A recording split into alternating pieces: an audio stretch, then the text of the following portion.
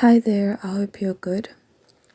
So, continuing with our shadow work in politics series, today's topic is what your politics says about your character.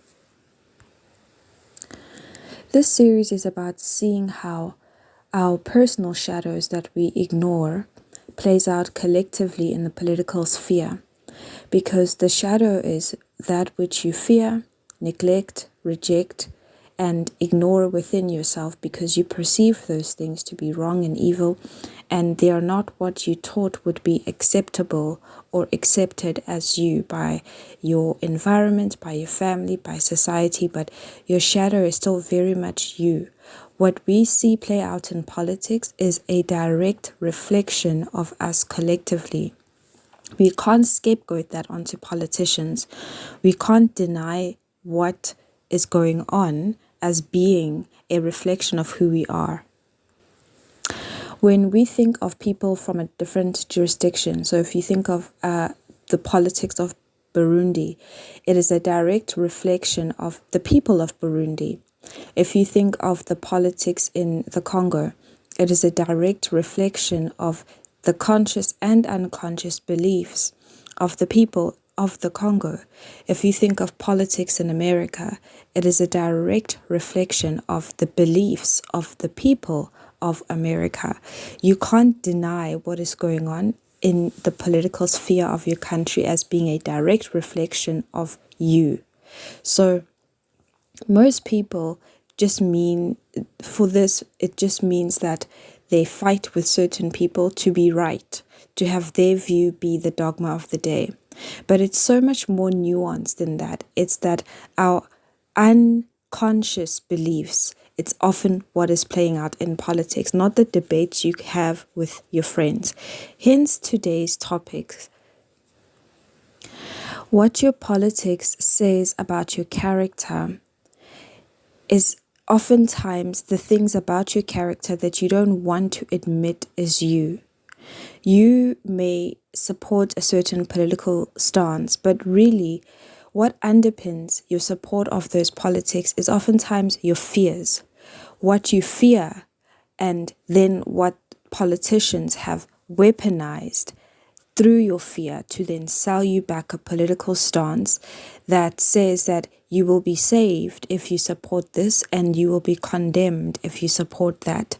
Now, in certain contexts and in most contexts, that's usually largely true because, for example, in apartheid South Africa, the politics were very much linked to identity politics, who we were as a people. So if you believed one way, it says a lot about you. And if you believe another way, it says a lot about you. Today, those politics still continue, but they're just more covert in their nature. But the fears are still there.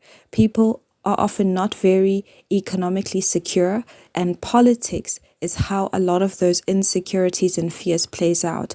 So then you will vote for something because you believe that that party will ensure your economic security. Some parties are considered white interest parties. Some parties are considered black interest parties. Some parties are very gender neutral. Some parties are very feminist. You can't avoid these things in the arena of politics. And when you are someone who says that you don't like to engage in those things, even that says a lot about your character, that you don't like to face your bigotry head on. Instead, you want your politicians to be the bigoted ones, and that you get to judge them and then criticize them for their policies and their actions or their inactions, but you don't really like to face your truth about that and why that truth informs how or whether or not you engage in your politics. This has nothing to do with power in the sense that what your politicians do or don't do. So you could say, I don't have the power to effect the change to help a certain people group, but the way you vote is how you exercise that power. So you definitely have the power, but you just don't like to own it and see what you are facilitating in your own country, you would rather take a back seat and let other people be responsible for that. And that says a lot about your character as well.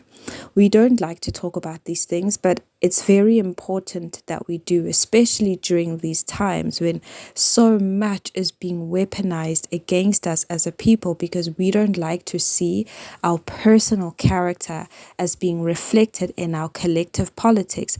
And we don't like to think about what this says about you as a person, because you have full power to develop your own character. Yes, you don't have the power to go to parliament and to affect certain things. Those are people who are put in place there by you, by the way. But you definitely have the power to develop your character to such an extent that your fears are not weaponized against you. You are consciously engaging in politics, and what your politics says about your character is the truth about your character and not the unconscious parts of your character.